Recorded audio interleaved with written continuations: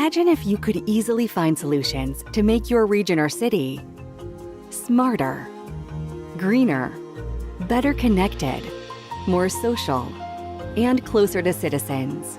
The Interreg Europe Policy Learning Platform can help you access knowledge about the latest policy trends, discover expert-validated good practices from all over Europe, find solutions in our peer review, get tailored support from our expert team. We can connect you with the right people and organizations. Together, we will find ways to solve your region's or city's challenges. Start your policy learning journey today.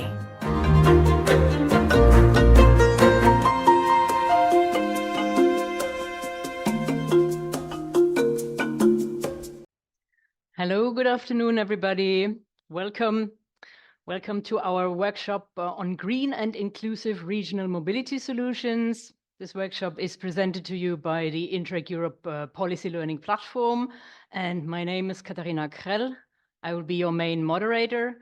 I'm a thematic expert for Greener Europe with the Interreg Europe Policy Learning Platform, and I'm here with my team colleagues, Simon Hunkin, thematic expert for Greener Europe like myself, and Valentine Dufay, who's our events and social media expert. And together we will hopefully smoothly take you through this afternoon workshop. So I see you are joining numerously. Welcome, welcome. We are very, very happy to have you all with us today. Just a few words about housekeeping before we go into the thematic content. The audience, you can see we are on Zoom. In principle, everybody could take the floor, but we prefer that only our speakers take the floor. And we encourage, however, the other participants to make active use of the chat. My colleague Simon will monitor the chat and everything that comes up. And we will bring your questions and your comments to the speakers after their presentations. So don't hesitate to check it out. The colleagues will also share links in the chat so that it's easy to follow.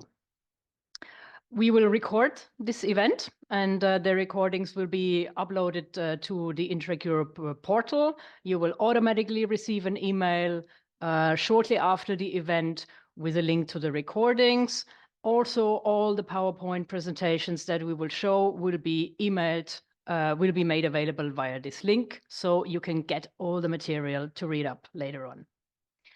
Okay, so we see a lot of names, and some I know, but many I don't know. So let's have some polls to the audience to see a little bit where you are coming from. And you already know the system. Just click on one of the answer options.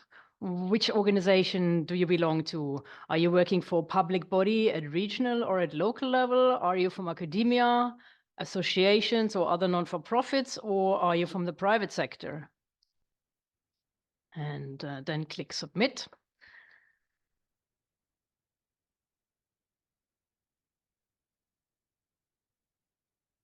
And let's see a little bit. Okay, 44% public bodies at regional level, 12% at local level, almost 30% of academia, and the rest between associations and the private sector. Thank you very much. And let us know if you have attended an event of the Policy Learning Platform before, or are you new to us?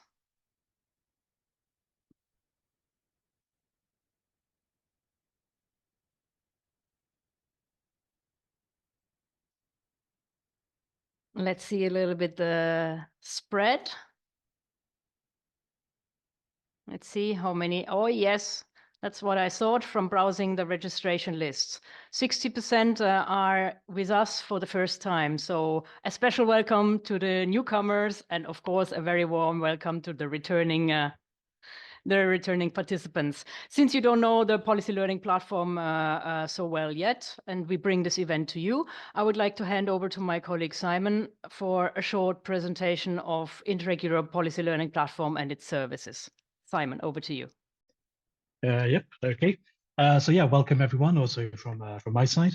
So indeed, we assume that most of you would know Interreg to some degree, but with so many new projects and external participants on board, we'll take a brief moment to present the policy learning platform.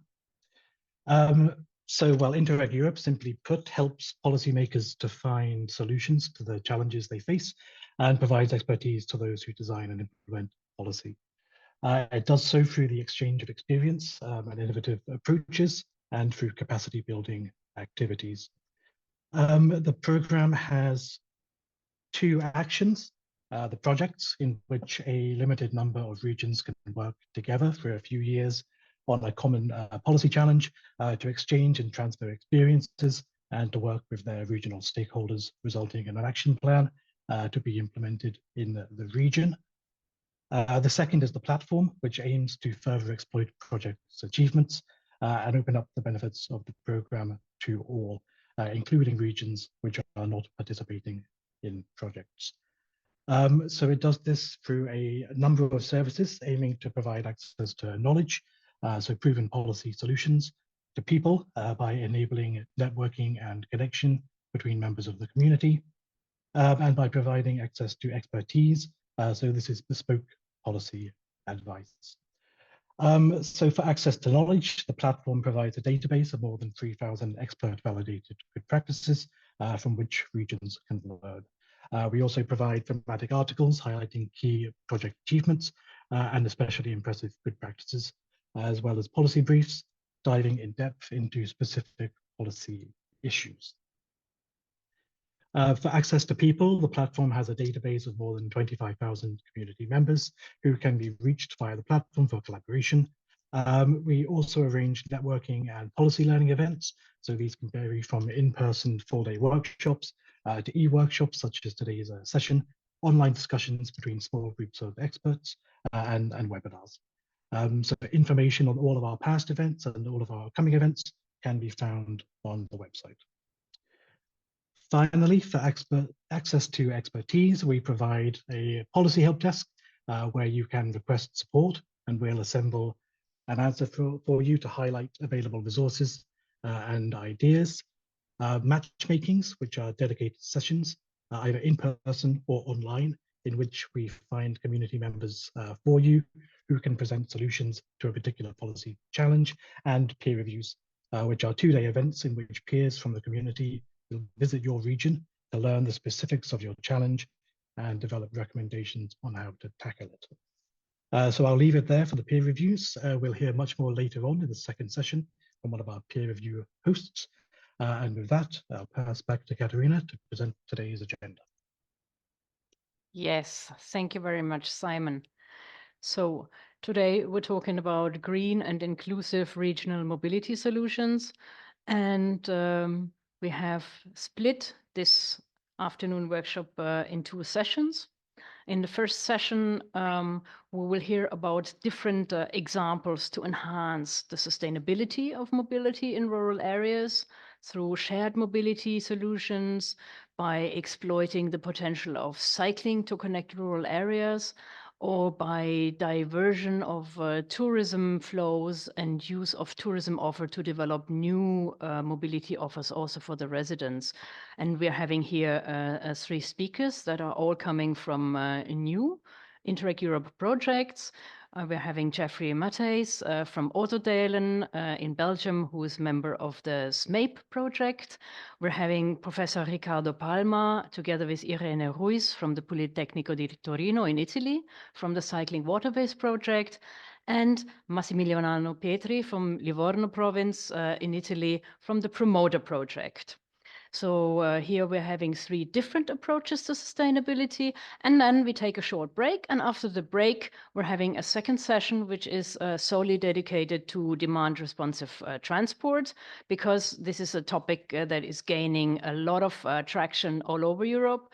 as demand responsive, new flexible transport solutions are often seen as a good way to complement the traditional offer. And we're having here two mature case studies from Catalunya and Coimbra, presented by Albert Guillaumes from the government of Catalunya in Spain, and Nuno Pomar from the Intermunicipal Community of the Coimbra region in Portugal. And we're having one example of a newcomer to DRT from Saarland, Christian Ramelli from the Ministry of Mobility and other responsibilities of the German state of Saarland. So, and we will end with a plenary discussion and some conclusions. So that's it for you. And right now, I want to talk a little bit about why mobility in rural areas is specifically challenging. And rather than talking about it, I want to do this together with you. And I invite you to contribute in a word cloud. So you will find in the chat the link that has been pasted by my colleague. And the link takes you to a Slido. And simply click on it, and then you can type. And I hope that we can see emerging what you perceive as the mobility challenges that are specific to non-urban areas. Let's see what is coming up.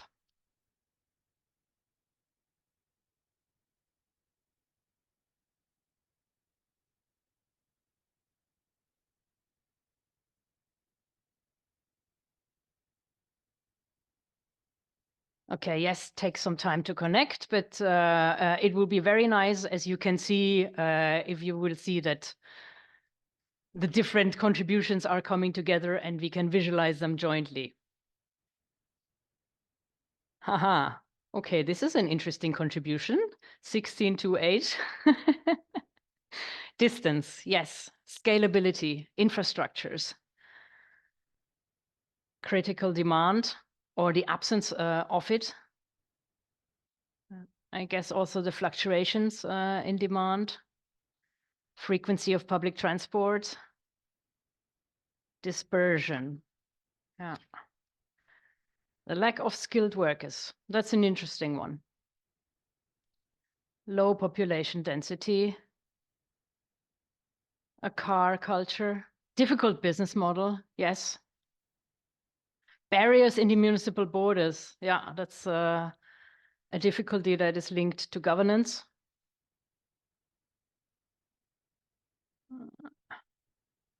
The road quality, infrastructures, very, very important. Okay. Low economic resources. Rarely transport, so the low frequency of transport. You need to own a car, the car dependency. Yeah. Sustainability.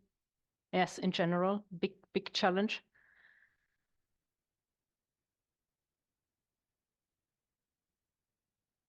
Change in people's minds, lack of public transport. Okay, so we see a little bit not everybody is using the same terminology, but we can see that there are a lot of challenges.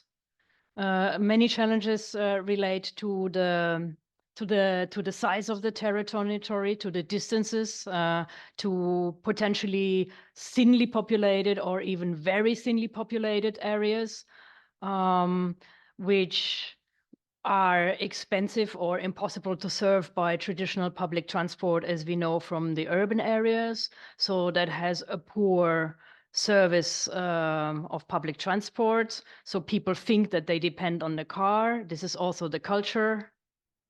Yeah. Wow. Okay. This is even more than I have been thinking of. We also see the lack of skills. So it's perhaps referring to the absence of drivers. Yeah, and overall the sustainability of public or of transport in the rural areas is less good than in the urban context, where we have a rather dense and good public transport network, often already decarbonized. Okay, Great. Thank you very much. Well, these challenges, as we see from the word cloud, also show that mobility is not a goal in itself, but a means to an end, because people in non-urban areas, in peri-urban areas, in villages, in thinly populated areas, still need to go to university, to schools, to education, to work, to the doctor, to social activities.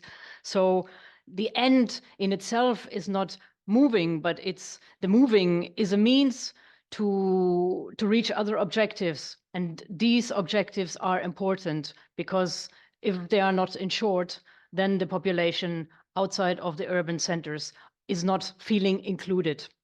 So, but non-urban mobility is largely car dominant, and it has all the negative externalities that we know of. So we will see now in our first session 3 different approaches to increase the sustainability of the mobility solutions in the rural area.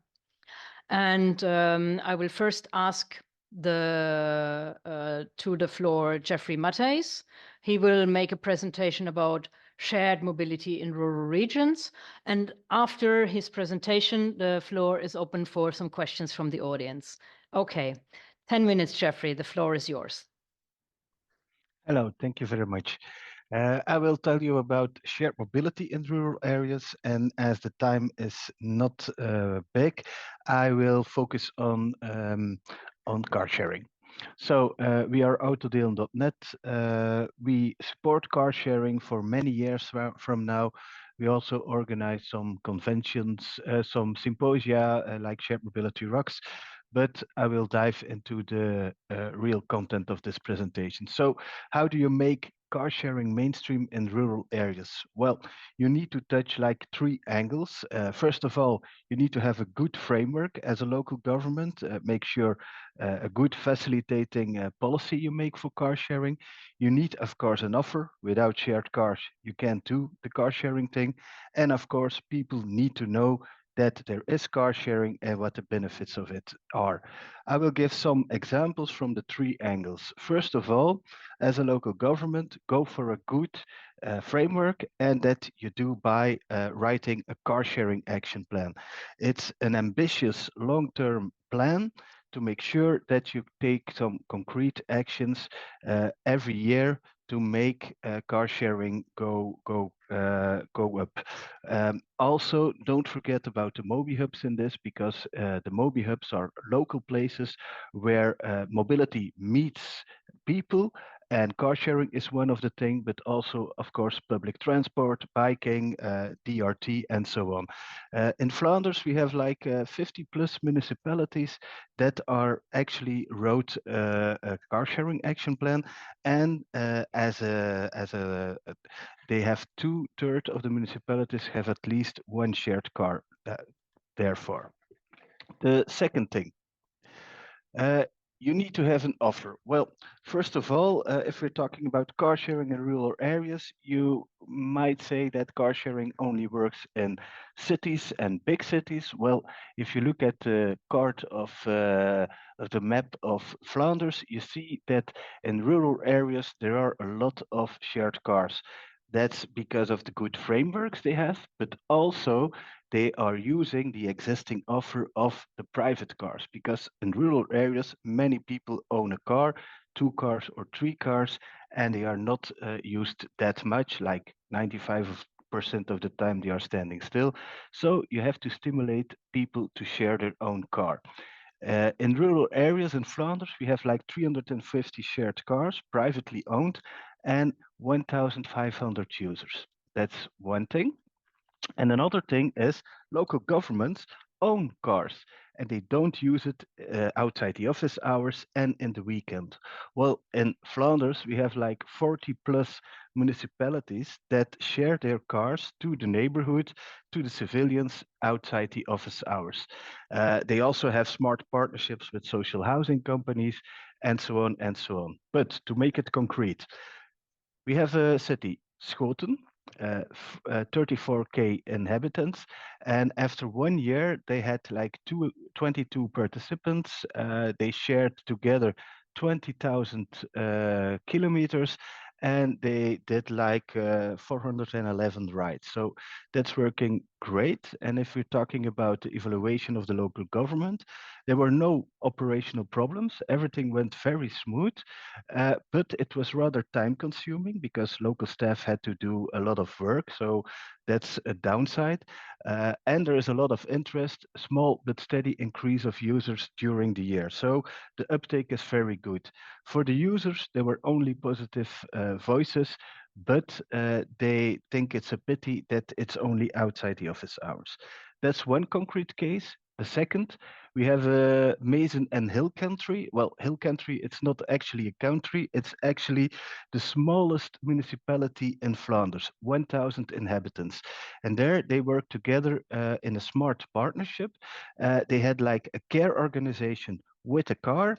They had the local government to support this, and they were talking with the car sharing provider to install like some computer software in that car.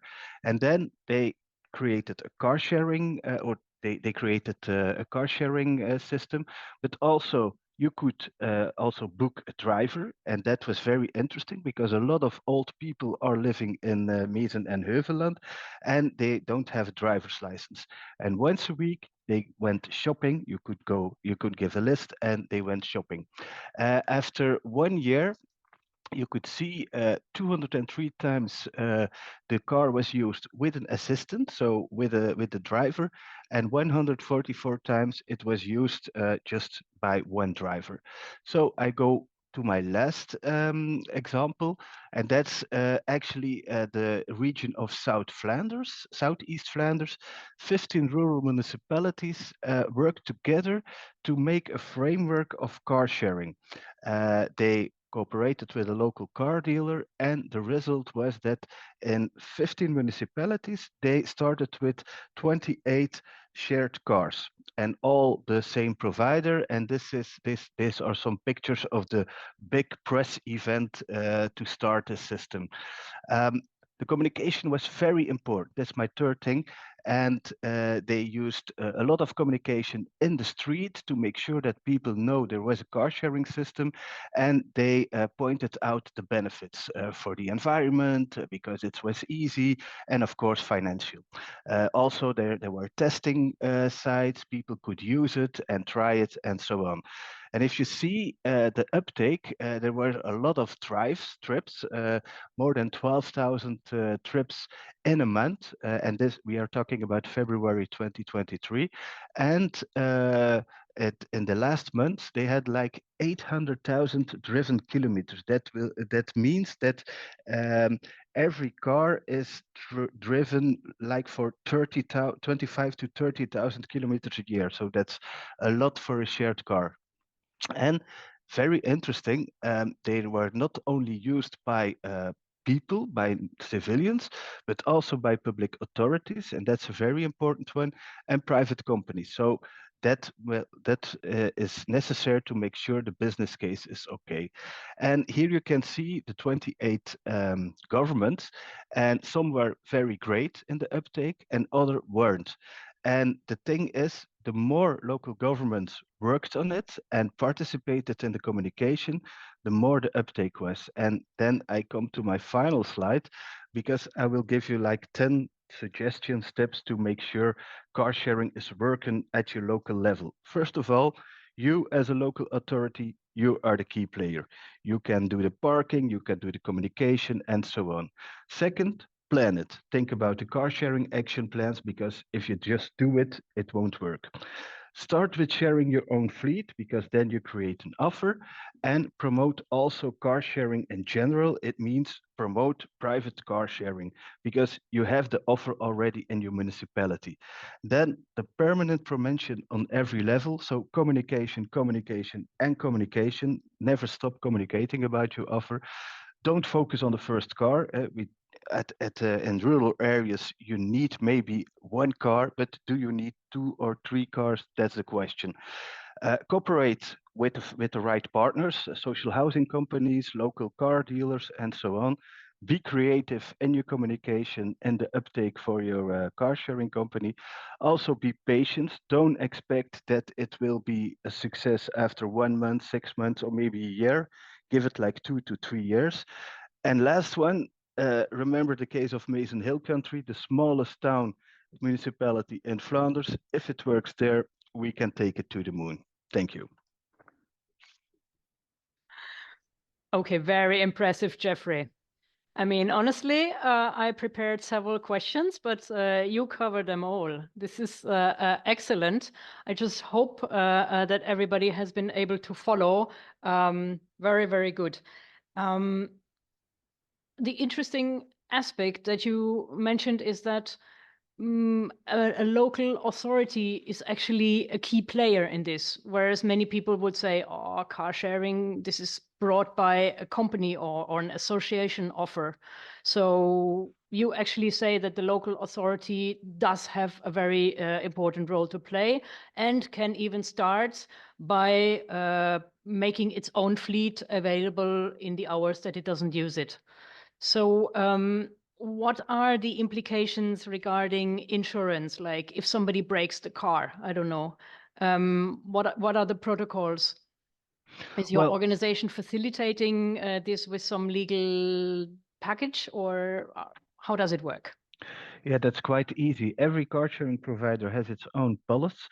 And also, if you're talking about the sharing local government fleet, the only thing the local government has to do is to make sure that the insurance company knows they will share it with other people. So the use will be broader than only the persons of the local government.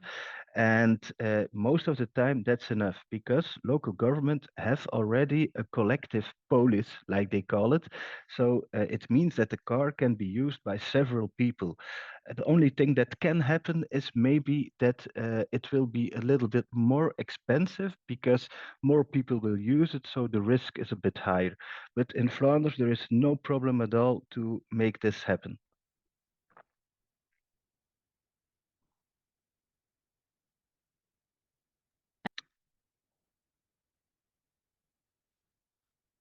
You're still muted. Yeah. How about the business model? Let's say what to charge to the other users so that it works financially. Well, this is the beauty of the system. If we are talking about the sharing of the local government fleet, the local government has to pay for the car no matter what. So even if they don't use it, they own the car, so they have to pay it. So every shared mile is actually a benefit to the local government. So they ask like a price per kilometer. Most of the time, it's like 30 to 40 cents a kilometer. And a price per hour that's most of the time between 1 and 2 euros for an hour. So, and every mile driven, every hour driven, it's actually a benefit. Of course, and that I must say, people of our staff need to work on it. And if we are evaluating it, for instance, with the city of Schoten, the example I gave, they said to me that it's like a break-even thing. So they don't make a loss, but also they don't make a profit about it. Thank you. Simon, we have a question from the chat for Jeffrey. We do. We have a question from Fabian from the city of Bremen. He's asking, how do you lower the usage threshold for older people?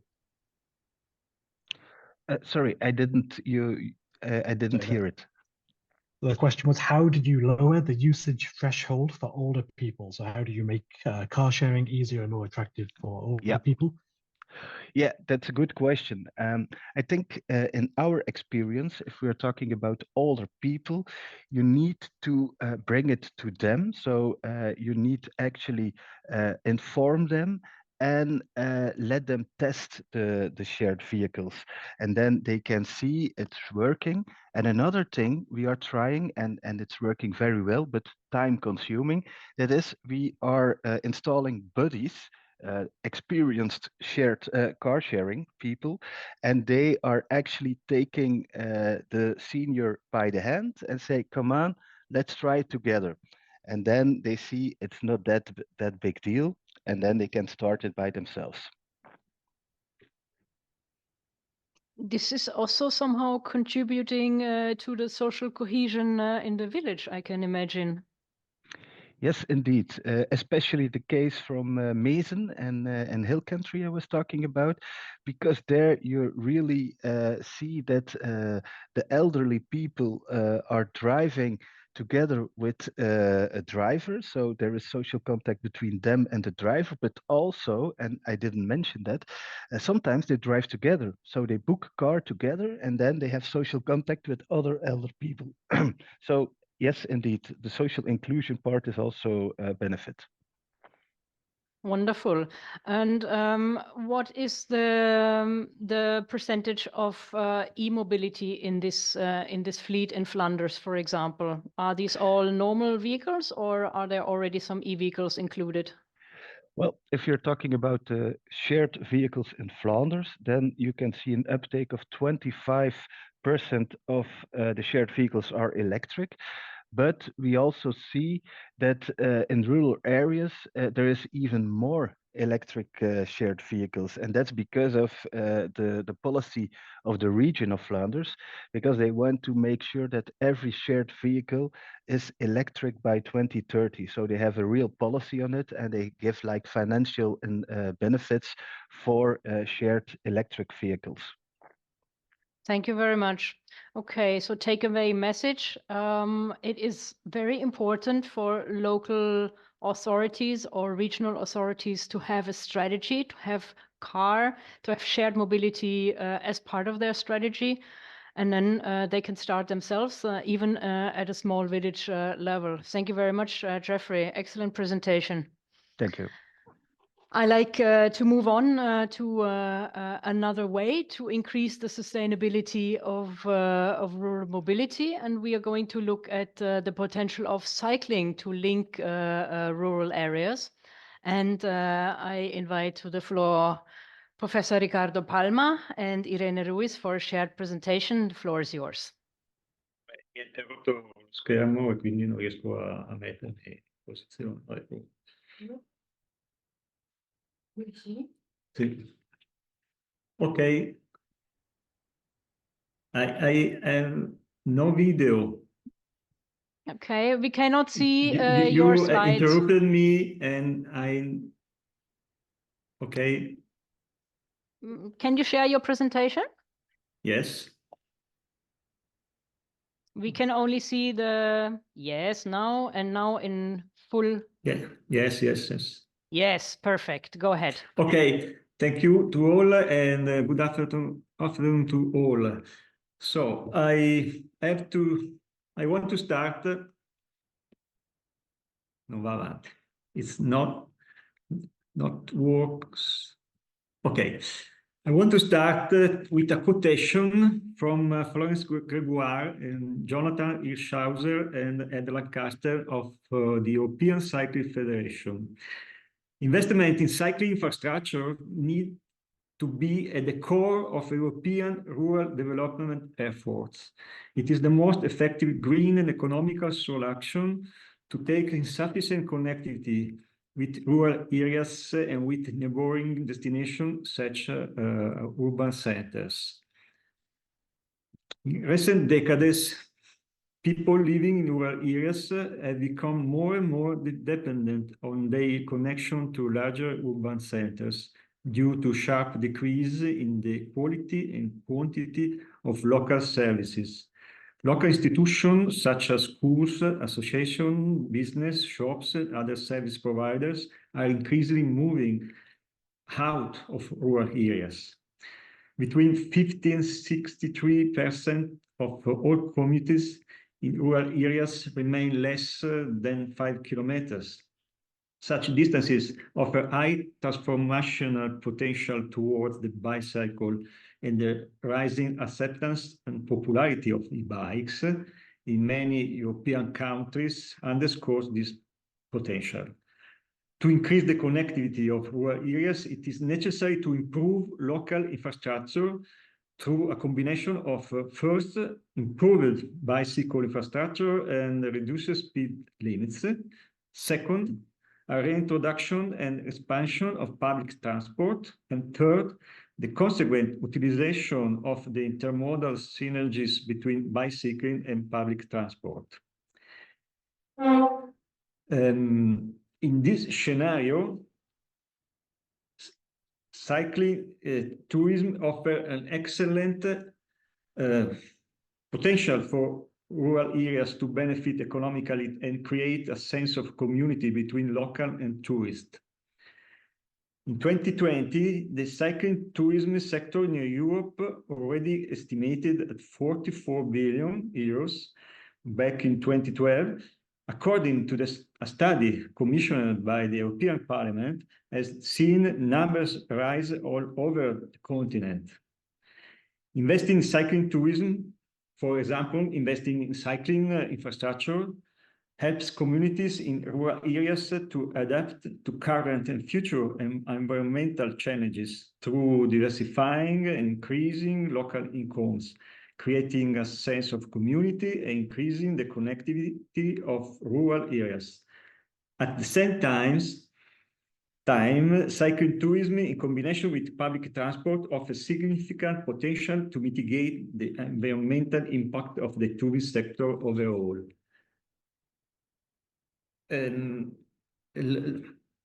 Long distance cycle route can, sorry, but don't see, can turn single scattered villages to linear interconnected settlements, providing new identities to ancient territories increased today. And cycling mobility can provide safe and healthy connection in rural areas using existing infrastructures. Linear infrastructures like canals, railways, ancient roads, river banks shape rural landscape. And small buildings serve these infrastructures all along the extension. And nowadays, they can host services and rest points for inhabitants and cycling tourists. So, historical infrastructure have multiple roles. They are safe paths. They provide connection between small rural settlements. They are linear monuments that can become device of territorial identity. And finally, they are geographical architectures able to spectacularize landforms. For instance, the aqueduct of Maddaloni, designed by the Baroque architect Luigi Vanvitelli to carry water to the region of Caserta, produce a spectacular representation of the valley in the form of architectonic section. The orders or arches of the aqueduct fill the void between the slopes, underlining the monumental shape of the valley that had never been pointed out before. So about this topic, we are involved in an institutional collaboration agreement between the Ministry of Infrastructure and Transport in Italy and the University of Cagliari, aimed at identifying the network of cycle paths of national interest and identifying existing infrastructure for cycling purpose and the criteria for their recovery in compliance with the architectural and monumental values. In the framework of this national network, we carry out the Cabo Canal long-distance cycle route project. The Cabo Canal was the first excellent infrastructure built after the political unification of Italy in the second half of the 19th century. The canal brings water from the Po River, the longest river in Italy, to the Ticino River, allowing the irrigation of a vast portion of the Padania Plain, characterized by rice cultivation. The canal is 82 kilometers long and provided with 7 spans. It crosses rivers, torrents and other pre-existing canals and runs near cities and rural settlements with an essential historical cultural heritage. The covered canal cutting the plain with a minimum gradient represent a section line on which the hydrographic system on the Piedmont side of the Alps is projected. Indeed, intersection is marked by monumental hydraulic works that aim to solve the crossing and the mixing of the waters. In this way, each intersection is also an architectonic representation of the landform, and cycling along the canal becomes a dynamic experience through the territory, histories, cultures, and geomorphology. This is some original drawings of the project of the canal. The project was financed by a research contract between the Department of Architectural Design of Politecnico di Torino and the touring section of the Port Park. This is the Eurovelo network, and this is the European Cycle Route Network. On the right, the scheme of the long-distance cycle route network between Piedmont and Lombardy in Italy. And this is the project scheme that shows all the interconnection with the cycle and pedestrian path. And this is another project of a cycle route and bus track on dismissed railroad. Okay. It is another project, but it's not time to explain it. Okay, so very shortly, we are going to try to explain how we have tried to translate all those research into an Interreg project in which, can you hear me? Okay, in which 6 different countries are working together in order to unlock the potentiality of the water rivers, the channels, the bank of rivers, but also the coastal, in order to improve tourism and mobility. So in a short view of our project, maybe we can see all the partners and which are the projects we are trying to implement within this project, which are, for the lead partner, the city of Zaragoza, a city made of water, which is developed in the river Ebro, but has also so many subsidiary rivers, is to connect the rural neighborhoods to the city center. So use them in order to see the potentiality of this city developed under the water or by the water to unlock this potential. The second partner is made from 2 partners, the Piedmont region and the West Asian Irrigation Association, and they have been working on the projects we have already seen presented by Professor Palma, and we try to co-functionalize the channel, because the channel remains a channel that needs to be used for agricultural scopes, but also it's an opportunity to connect the different rural areas we have in the Piedmont, and for that we have also, fortunately, the IRDF funds focusing on this topic of cycling, because we have to change the model we are using for improving our mobility. The third partner is Destination Kristiansand in Denmark, and they are a destination management organization that will use and share their expertise for improving also the local mobility, not only in order to improve the tourism they are participating in the project, but also in order to take the opportunity of co-functionalizing and trying to explore as much as possible the possibilities of cycling and to co-use them for both for tourism and from everyday mobility. Then our fourth partner is BCC Support Crown Center in Slovenia. They are very focused on tourism and very focused also in sustainable development and trying to make trials which will be respecting the protected areas of nature they have, and also offering an opportunity for connecting rural areas. Our fifth partner is the Regional Development Agency of Southwest Oltenia. They have the plan of developing Eurovelo 6 along the Danube. And this is an enormous opportunity. They have been working already on mobility in order to explore the possibilities of cycling. And then our last partner comes from France, is Ardennes Métropole. And they have a very structured and developed river bank along the Meuse, and the Eurovelo 19 is crossing the city, and we want to share the opportunity to use it also for everyday mobility. So based on the potential we have seen in cycling along waterways, we want to improve also rural mobility within these 6 territories which are participating in the project, of which we have still not results because we haven't neither started to work there. Okay, but we are going to start 1st of April. Thank you very much.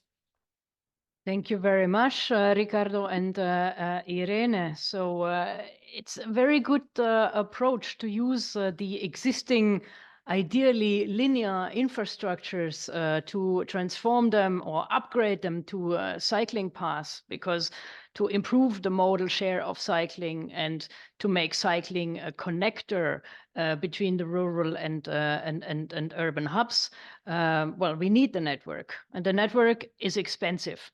But the network has to be safe. Now, very often the network is along the roads, but this is not good for the bicycles because it's stinking as long as the cars are stinky, and it's dangerous. So to give them an alternative infrastructure for their dedicated use, and an infrastructure which very often is more linear than the road network, I think it's an excellent opportunity, not only for the residents, but also to improve tourism. So very much looking forward to further work in your project. I don't see any questions in the chat, but I have some for you. Now, typically for these very big cycling networks, you cross municipal territorial borders, or even district borders, or even regional borders. I hint at the problem of governance. Who is responsible for such cycling networks? Because typically the competence stops at the border of your territory. This is the key point of our project. One of the key points is governance and to delimit the responsibilities. Also for security, this project was born because they wanted to confusionalize the channel Kabul, and it's almost not possible because all the things, all the activities they are doing there caves on one of our partners, which is Westsesia Irrigation Association. It's an association of, let's say, farmers. If they want to co-functionalize in the channel, they need to be responsible also for the security. So they were the first promoters of this project in order to find a solution. At the moment, we don't have any solution. It's because of that we are working in this project, because it depends territory by territory. We know there are more developed countries that have a system that manages all the water along the channel, and it's able also to work in the system of security. But also, as you were pointing out, there is the problem of competencies between the region, the province. So we don't have the solutions. We are here for that, okay? Because it's one of the key points, especially when it comes to safety, security, and the moments in which you collapse with other modalities of transport. Like you have to cross, sometimes big roads, and you have to make the preferences and to develop that thing. So unfortunately, we don't have the answer. But we believe by working in this project, we can give you some in a few years. Okay, yes, fair enough. Sorry to have put the finger immediately into the wound. Because it's because of that we want to work in this, okay? Because it has all the presets to be an ideal solution, but it's really a policy problem, and you have to address it. But the proper way that we believe is to try to work together and to improve good practices from countries and partners who have already solved this problem. So, okay. So we'll be looking forward to your findings, and good luck in the journey. And with that, I would like to hand over to Massimiliano Petri from Livorno Province, who is going to present us yet another way to introduce more sustainability in the rural or low density areas. Massimiliano, the floor is yours. Thanks, Katharina. You see my screen? Yes. Okay. So now we present our situation.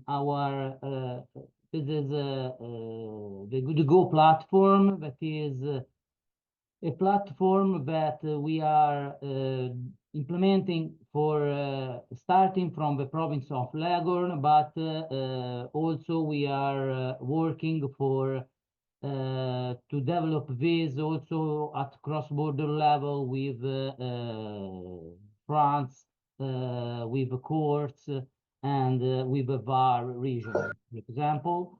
And what is our point of view? we want the problem of mobility in rural area is mainly the absence and the low accessibility to the low level services. So we want to use the tourism level to have an help to economically have services, but also have a possibility to introduce local services that are usable from tourists, but also from local residents. So what do this platform? This platform cover two main problems. The problems of tourism that many times a tourist doesn't know the supply, the tourism supply of a big territory, and mainly know the biggest one. So there is mass tourism, very congestion in some place, and in our mainly many times also in Italy we have a rural area, so where there are points of interest, but they are not known from tourists.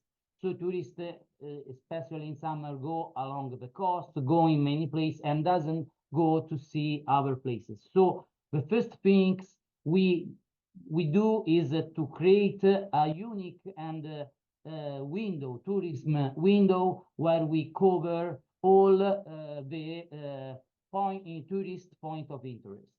And linked to this, we have the window regarding the transport supply.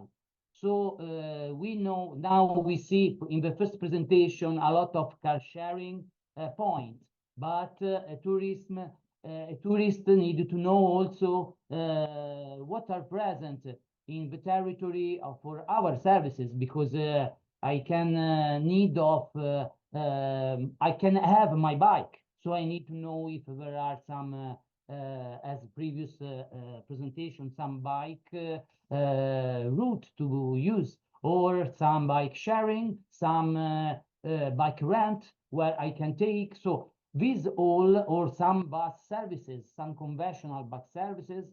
So these all we try to put in a unique window, and in this way to cover, as in the graph in the presentation, to cover the last mile. So when a tourist arrives, or also a resident that doesn't know and doesn't have services, local services, or services that cover the last mile, it's logical he take the car. And all the tourists make the same. He doesn't know the last mile, and so he the transport supply in the last mile, so he take his car, and but he needed to know what how to reach, for example, its hotel, and how to move after to go to visit the single point of interest.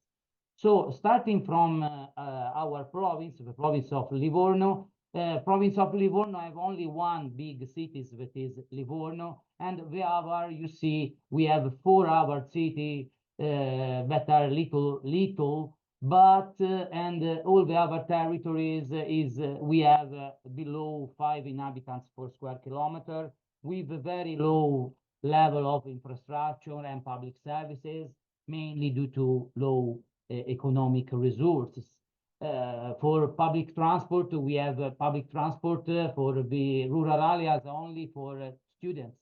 All the other public transport has been cancelled in the year. Every year there are less money, so we cut all and remain only student services.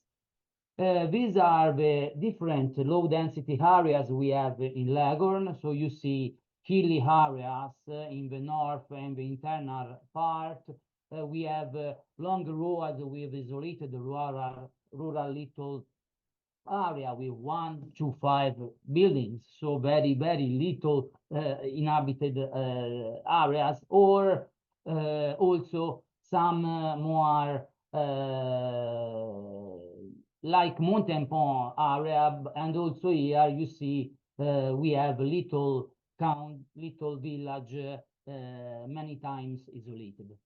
So what do we think? We think that with every territory has a possibility to attract tourism, mainly that today people want to experience tourism, want to live like the people that where they go to visit. So we join together all these, you see, point of interest that are in our territories to search to bring tourists in the rural areas. And you see that there is the example of San Vincenzo that with little more than 6 inhabitants, residents, in the summer it go to 70,000, so increase more than 1,000%. And this is not more possible because we have a lot of congestion and concentration of tourism in only some points.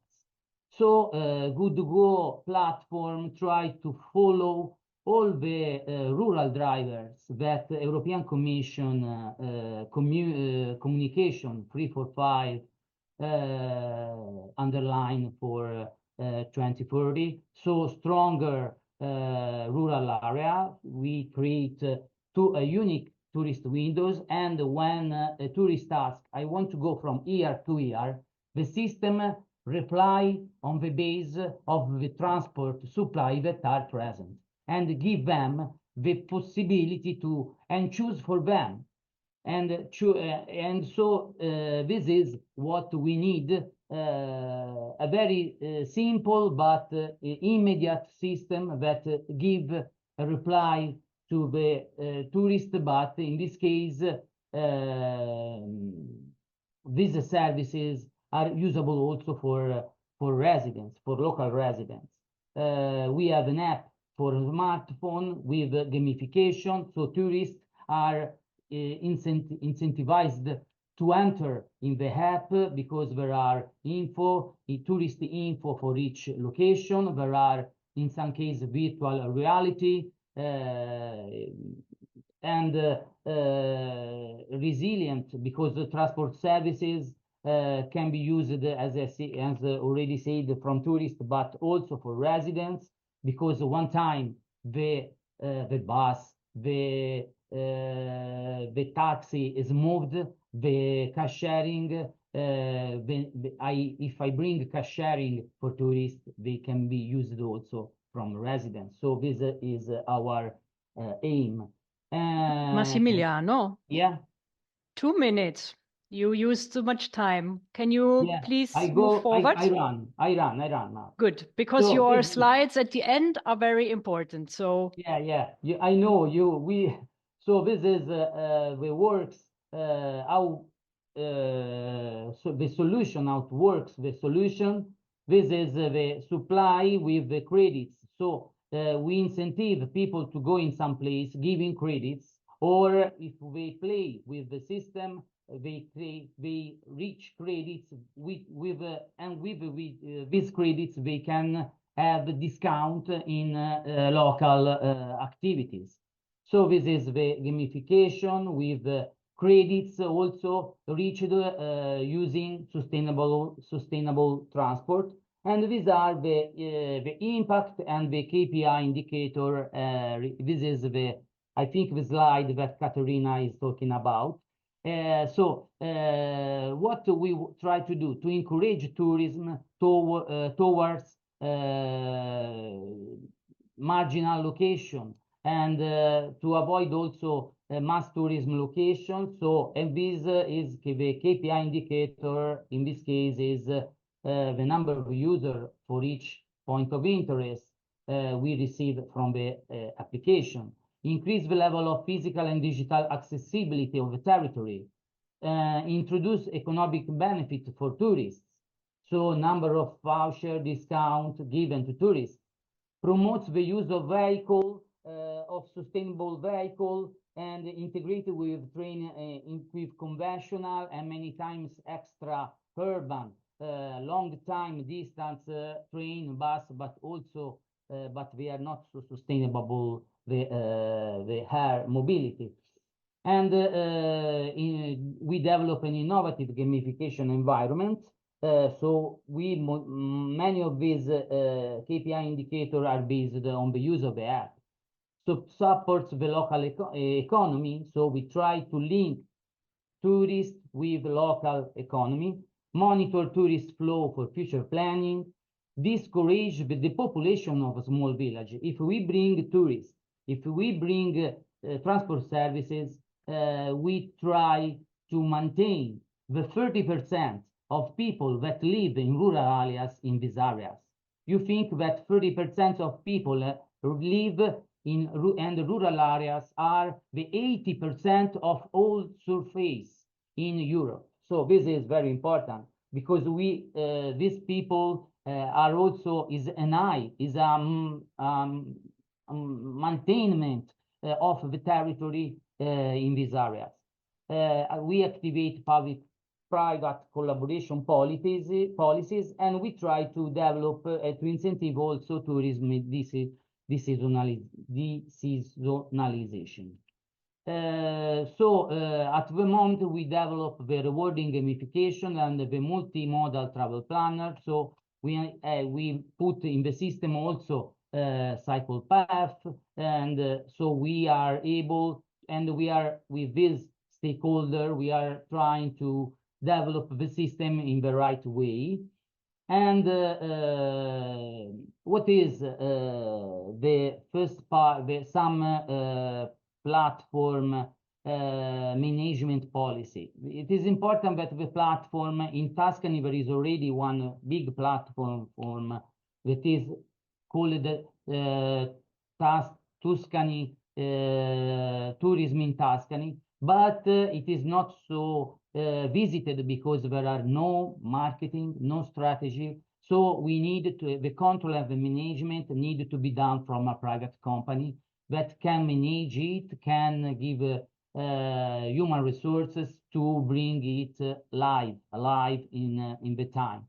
The platform will be used for public administration, and but we ask to public administration only to give us the type of tourist feature to incentive and the type of transport mode to insert in the system.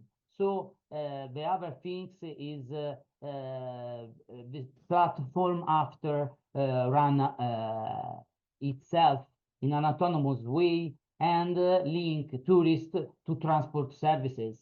And we see that, for example, in Tuscany are now growing the private rent by e-bike rent system. And this is a way to link all these local but not known from tourist system to tourism. And this is our attempt to bring the economy of a rural area better, and so this allow also better transport services. This is I finish. Okay, great. Thank you very much. That was a little bit over time, so you get not much question, but I think we have understood the principle. You want to use this platform, the Good Go, to divert the tourism flows into the hinterland, to allow the hinterland to benefit from the economic advantages, and to use the mobility offer both for the tourists but also for the residents. And with the platform, you reduce the anxiety about the last mile, and so the tourists dare to use public transport because they are reassured that they can arrive at the end of their point of interest. Yeah, this is. So I think it is also a way to incentive the already existing public transport that people doesn't use because they don't have the last mile. Yes, exactly. That was my question. Like it's mostly to have a better financing of the already existing public transport, and maybe even to finance new minibus lines, perhaps. Yeah. Okay. Okay, well, I don't want to eat into our break totally. I thank you very much, Massimiliano, and I invite everybody to have a short break of 10 minutes and to be with us again. We're having 3 awesome presentations on demand responsive transport, very focused. Don't miss them. Be back in 10 minutes. See you then.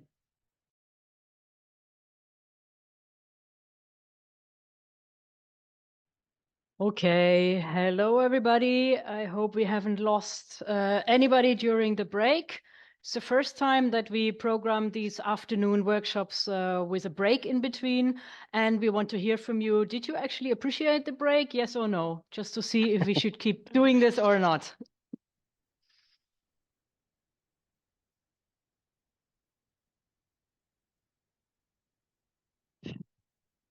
Okay, okay. This is an overwhelming answer, but let's see how many people voted. Thank you very much. Good. So our second part of the workshop, session 2, we are focusing on demand responsive transport. Now, demand responsive transport solutions are really gaining popularity all over Europe, especially to complement the traditional public transport offer in less densely populated areas. And we can see typically 3 reasons why mobility planners are opting for demand responsive transport.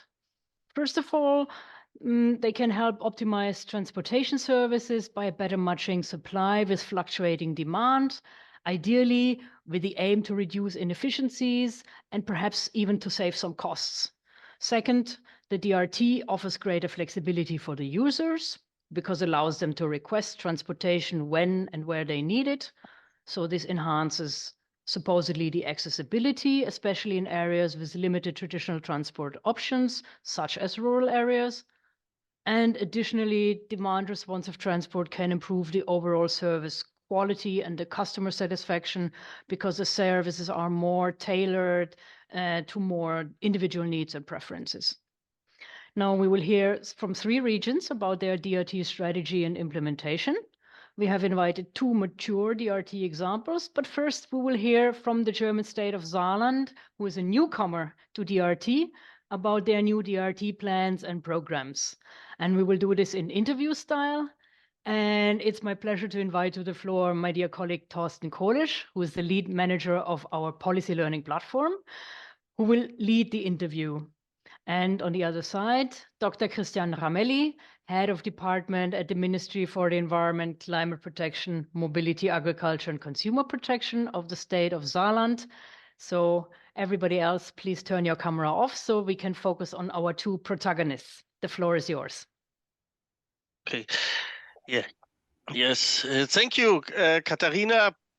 Of course, following this e-workshop with great interest.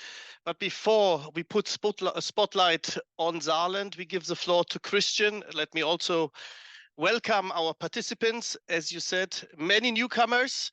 And as some of you know, we at Interreg Europe, we recently enlarged the program area to 7 new countries, 5 countries from the Balkans, as well as Moldova and Ukraine. And if I look into our list of participants, I also see several names, representatives from our new partner states.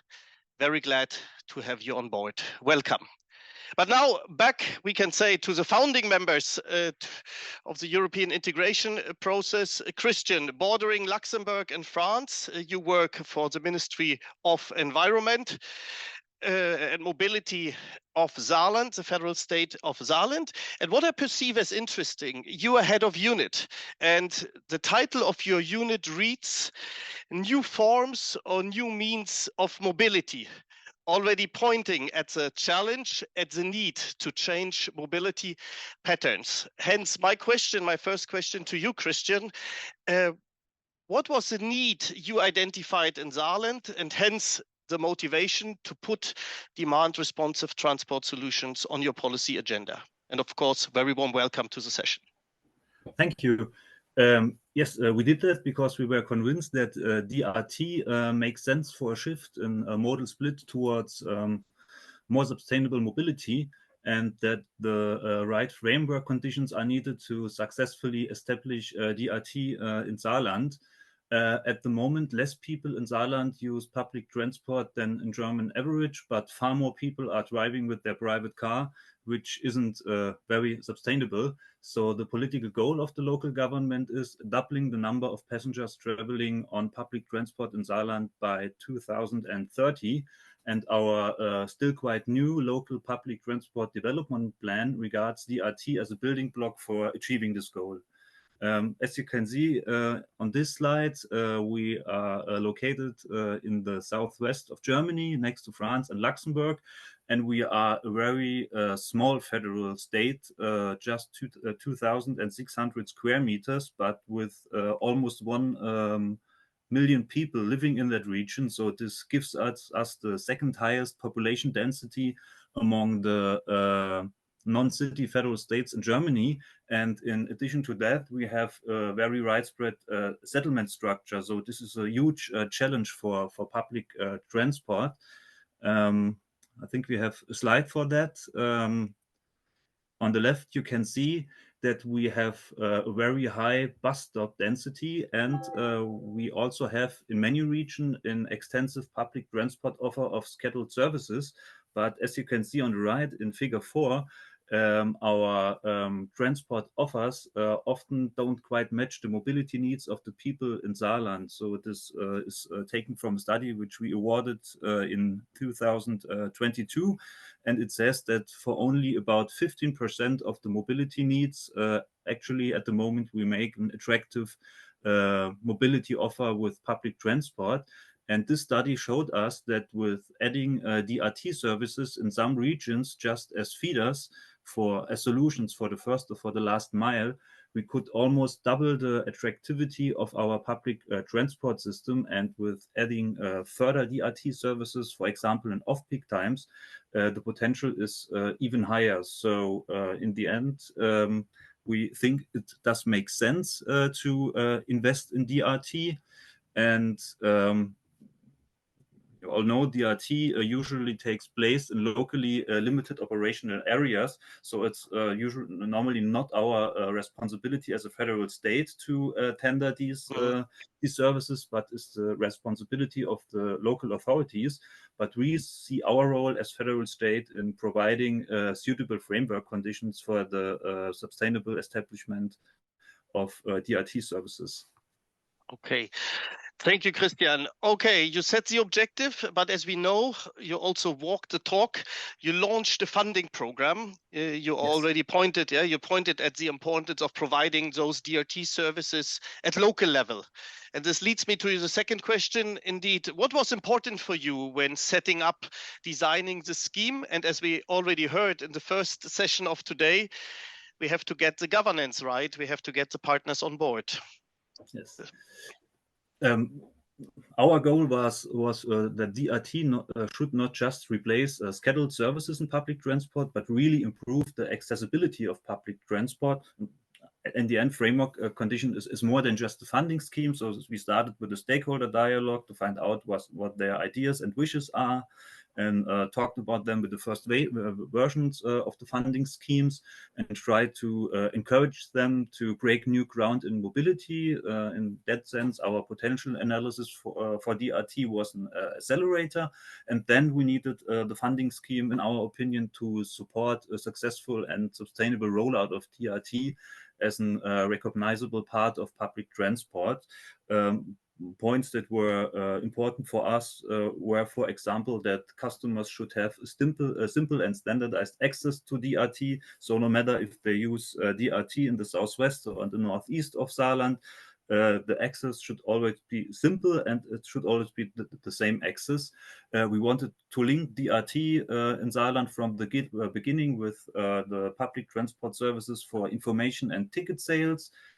So before the funding schemes for the initial projects, we did a funding for our Association of the Public Transport Authorities for the acquisition of a standardized booking and scheduling software for all DRT services in Saarland.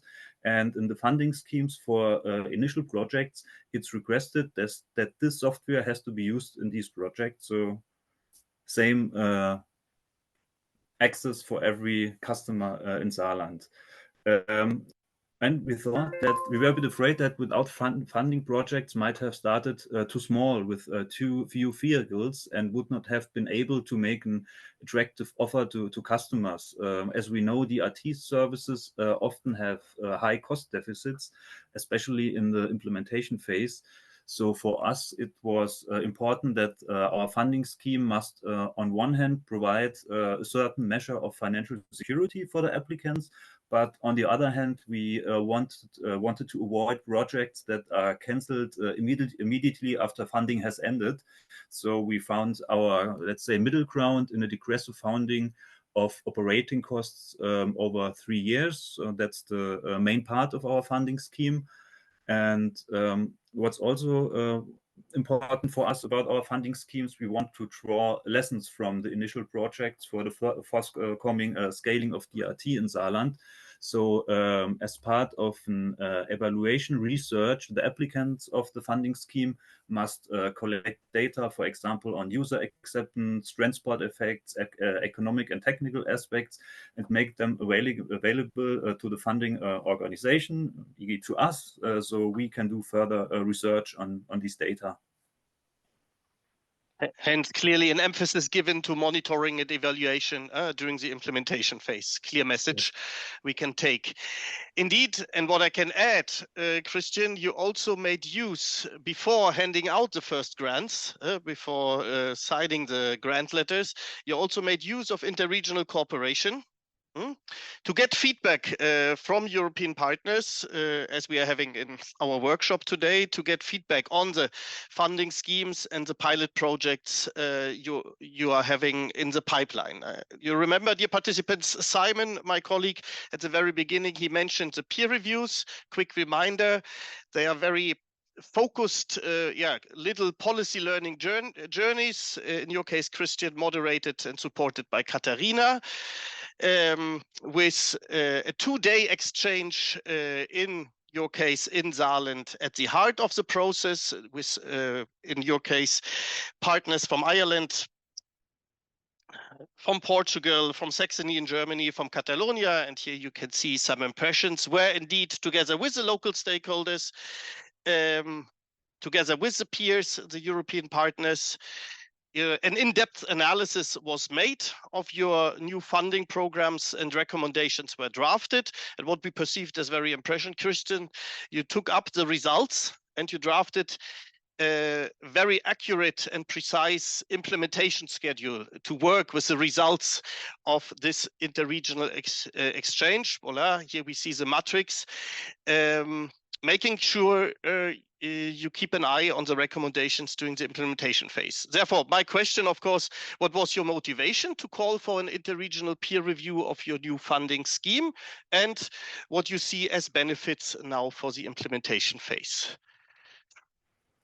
As I mentioned, our ministry has great interest in the success of the DRT projects of the local authorities. And for us in Saarland, DRT is a new form of mobility, new for all stakeholders, and therefore vulnerable to errors in the implementation phase, just due to lack of empirical values. And at the same time, I think a smooth start of DRT is important to ensure acceptance among the population, among the potential users. So we thought that the main actors in Saarland's public transport would therefore extremely benefit from an exchange with other actors who have already gained experience in the implementation of DRT services. So we thought, if we are making mistakes, then let's make new mistakes, and not mistakes that others have done before us. And I can say that the peer review did, in our opinion, absolutely fulfill these expectations. There were a number of recommendations derived as part of the peer review, and we can implement many of them into the work process for implementing DRT in Saarland's public transport, or have already some of them implemented. I think time is too short to name all of them, but maybe look at a few. One minute. You are muted, Thorsten. the classical mistake. Maybe you can give one concrete example as a result or takeaway from this exchange. Okay, then I have to choose. Just give me a second. Then I'd say know your areas and customers. Also, if this sounds very obvious, it's important to work with mobility data. That's what we did. We have operational schemes for the DRT services. But what we didn't do in that amount is to work with participation processes for the population. And in the projects from Coimbra and Kilkenny, especially, we saw that the immediate contact with the population is extremely important, and that's something which what we are doing now extensively with the help of a funding project from the German state. We get an employee who will do a great research on the DRT projects. So that's something we learned from the peer review, and I can say that the cooperation with the European colleagues was very enriching for us. Was that enriching for us that we are now considering applying for the current call for funding for the Interreg Europe program. Okay. I can say that was not our marketing break. That was not discussed in advance. No, but thank you, Christian. And I think, Katharina, thank you for your commitment, Christian. And I think, Katharina, Christian pointed at some key challenges when launching DRT schemes. I wrote down smooth start, risk management, acceptance of the population, participatory approaches. I think important buzzwords. And with these insights from Saarland, back to you, Katharina. Yeah, thank you, both of you. Maybe a follow-up question to Christian. I know you also decided to create your own a single brand for the DRT schemes, for the different DRT schemes that are going to be launched. So they all will have not only the same app and the same booking experience, but also the same visuals. Are you planning anything else to communicate the new offer to the citizens? How are you going to introduce this to, are you planning a communication campaign or something like that? Yes, for us, that's also a recommendation from the peer review. It's important to establish a brand, and we want to establish a brand as part of our public transport system. So we awarded a kind of marketing toolbox, and all the DRT projects can use this toolbox. So every DRT vehicle should have the same branding. And no matter if a DRT service in Saarland starts in the southwest or in the northeast, the marketing branding should be the same everywhere. So the responsibility for the marketing is mainly at the level of the local authorities.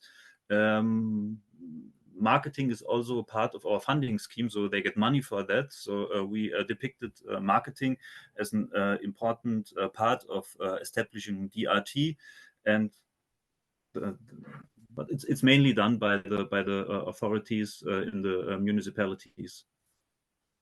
Because let's face it, you are not exactly having a high modal share of public transport at the outset. 8% you have. And DRT is public transport, but in a more flexible, in a more individual way. So I think you will need to make a very big effort to actually attract more people to public transport so that you're not diverting them. Yeah, you should divert them from the car. So I think, I mean, we see the limitations of DRT. It's nice and it's flexible, but we still have to convince people that this is better than to take their own car or to ask somebody else to drive. Yes, and that's, in our opinion, is why it is that important to make a good impression from the start. So if you're launching this service and the app doesn't work, it's too complicated, that wouldn't be good. But I think if we have a smooth start, then we really have the opportunity of convincing people. And we all know if a second car stands in front of the house, it will be used. So, but maybe people who are now using DRT, if they have the decision, do I buy a new car? Maybe they say, no, public transport offer is that attractive. I think for the three of us in our household, one car is enough. So if we achieve that, that would be great. Thank you very much. I think it's important to be realistic and to know what you can and what you cannot do. So yeah, you see that all that we have discussed is actually aiming at cutting the second car. Jeffrey was also already mentioning it. Yes. Thank you. Thank you. So let's hear a little bit from our more mature schemes. And I would like to call to the floor Albert Guillaumes from the government of Catalonia. And Catalonia is already working with demand responsive transport for many years. You have different experiences across your territory. Tell us about them. We are all ears. Floor is yours. Thank you, Katharina. First of all, I would like to thank Interreg Europe for inviting the government of Catalonia to this workshop. So let's start. My name is Albert Guillaumes. I'm a civil engineer working in the government of Catalonia, and more precisely at the department which is responsible for managing the regional bus network. So Albert, just to, full screen. Full screen. It's not working. Okay, maybe. I will stop sharing, but I don't understand why. Full screen. Yeah, sorry. Yeah. Yes, now it's good. Okay, All great. right. Yeah, just to put you into some context, most of you maybe you know where Catalonia is located, but it's located in the northeast side of the peninsula, the Iberian Peninsula. Most of the people in Catalonia live all along the coast, but also around Barcelona. So the inner parts of the country have a very low population density. So in those places, in the inner parts of Catalonia, that's the places where we set our DRT systems, as you can see in the map. Our main goal was to serve by public transportation all the very small towns and tiny villages. Most of them have less than 100 inhabitants or even less than 20 inhabitants in some cases. So that's the reason why we set all these DRT systems. In total, we've got 233 routes, and we're covering 736 small towns. The total number of passengers 3 years ago was 135,000, which represents less than 0.1% of the total number of passengers that travel by bus in Catalonia. And depending on the region, the service is provided either by taxis or by minibuses, depending on the availability of bus drivers and the road network. So we started this program back in 1991. We set different services with fixed schedule. And by this, I mean, let's imagine a normal bus line with some departures during the day. But if nobody asked or nobody booked for a ride, the vehicle wouldn't move. So that's what we set 30 years ago. And yeah, in 2021, we realized that it was time to digitalize the services. Technology progressed, so that's why we we asked our bus operators to create some apps just to do the bookings via the internet. By doing this, we were also able to introduce new kind of services like flexible services, which are based in a point by thousands of points. Also in 2021, we created a new brand for our DRT system, which is called Click.cat. All the vehicles are labeled with this logo, all the stops, all the leaflets, everything. And we had a great improvement because the the margin for requesting a booking for a ride decreased from more or less 24 hours to only 15 minutes. So this was a great improvement. We have now set 9 different services throughout Catalonia, but we are planning to include new services and to create new services all throughout the region. Our business model, it might be different than in other places, but we asked each operator to choose an available app within the market or to develop an app by themselves instead of having a single app. That's our business model. So yeah, the way this works is each user needs to download the app, then register, and just to book the ride, they need to select the origin, destination, the date, time, number of passengers, and the app will return a series of options. The user selects the best that fits with him, and the app sends a confirmation. And also during the day the trip will take place, the app sends you a notification saying you not the exact time, but the expected time the bus will come to pick you at your stop. Every time we introduce new services, what we do is doing an intensive information campaign consisting in flyers, posters, even we do information sessions in some town halls where we explain the users how to use the app, especially elder people. I have to say that we still, despite having an app, we still keep the call center just in case some old people are unable to use the app. And we also required that all stakeholders to collaborate and in this information campaign, because we are, at least the government of Catalonia, most of us, we are working in an office in Barcelona, but bus operators and local councils are the ones that get in touch with potential users. Now I will explain you 2 real cases. The first one is in Vall-de-Camprodon in the Ripolles County, let's say. This is a very mountainous area. It's located in the Pyrenees. So here there's a small, the population is very low. This area has 3,000 inhabitants, and the road network is very constrained by geography. So here we set 2 different lines, linear routes, with 3 departures per day and direction. But the vehicles will not move if nobody asks for a ride. So that's the point. And we'll avoid detouring to small towns if nobody asks to do so. Another different approach to our DRT solutions is in another area of Catalonia, which is more flat.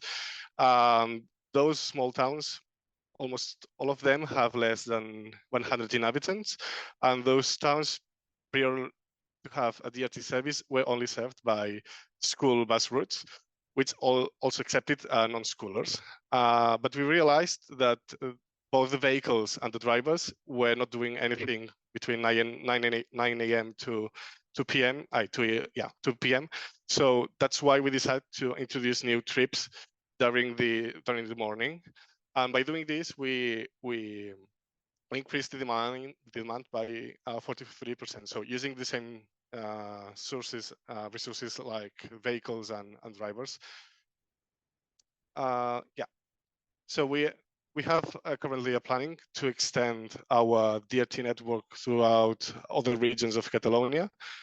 We also have some DRT services that are not digitalized, so we also have a plan to digitalize the non-digitalized services. We also have another opportunity in 2028 because the concessions that were given to the bus operators 40, 50 years ago are ending. So we have the chance to do a new network within 5 years. And we will take profit and create new DRT systems wherever this is necessary. Just to show you some results, we achieved a big increase during the last years, not only because we introduced new DRT services, but the ones we converted from regular to DRT, or the ones that were not digitalized and we digitalized. Here we achieved a great increase on the demand, as you can see, on the text.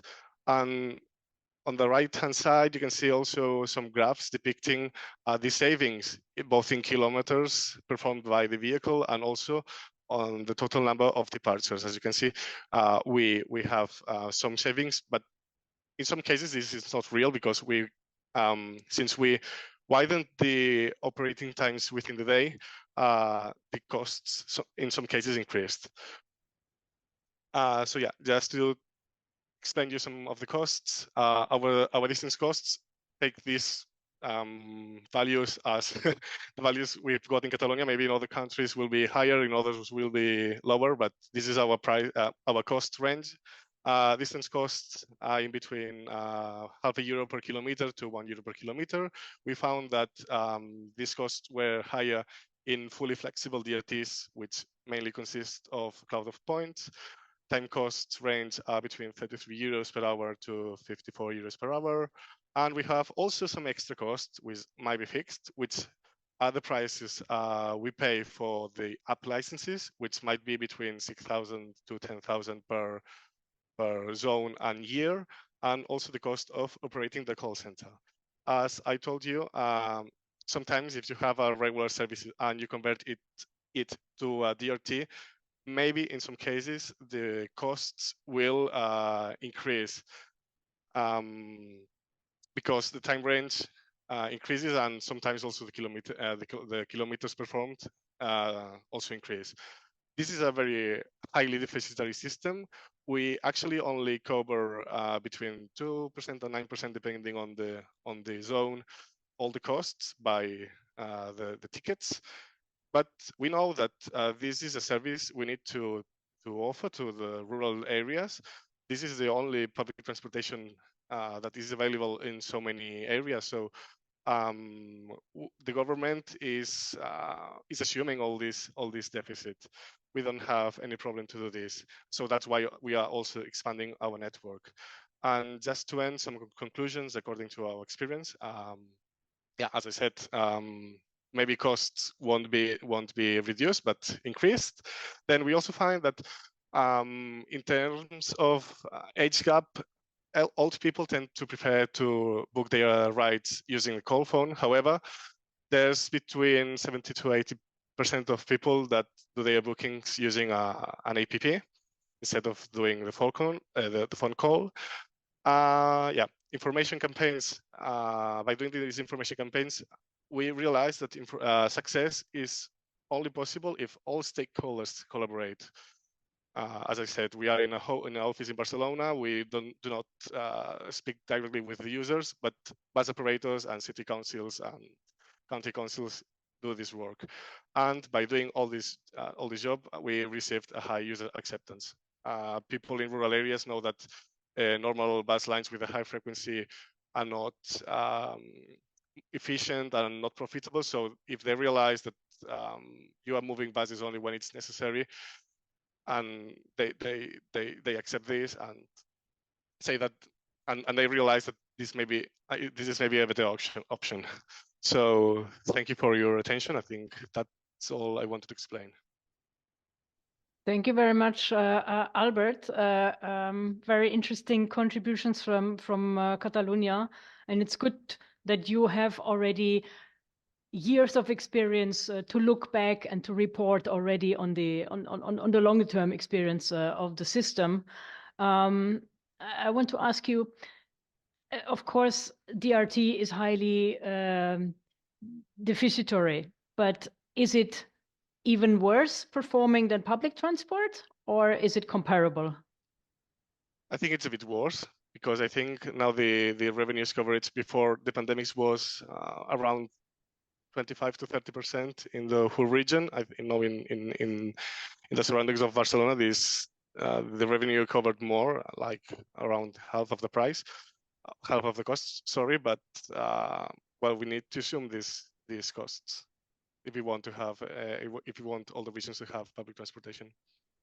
Yes, I mean, you highlight very much the social benefits and the inclusion and the mobility for all, and that as a public mission, as a reason to cover this deficit. Let me ask you about human resources. When we had the word cloud at the beginning, several people were posting that lack of skills could be a challenge for rural mobility. Now, if you introduce more DRT services, you need more drivers. Are you facing any skill shortage? Yeah, we know that some operators have shortage of drivers. They actually need to take. They are finding bus drivers in other continents, especially in South America. So they are coming from those countries, and that's why in some cases we are unable to set a bus, and we have to set DRT services using taxis, because there's more people available having a normal driving license than a bus driving license. These are the kinds of problems we are now facing in our region. And I think these are problems which are just going to intensify over time if we look at the European demographics. So I think keeping an eye always on the skill availability and suitability for everything that we launch in new services is also key. Thank you very much. I don't think we're having any questions from the audience. You're being very silent. Okay, great.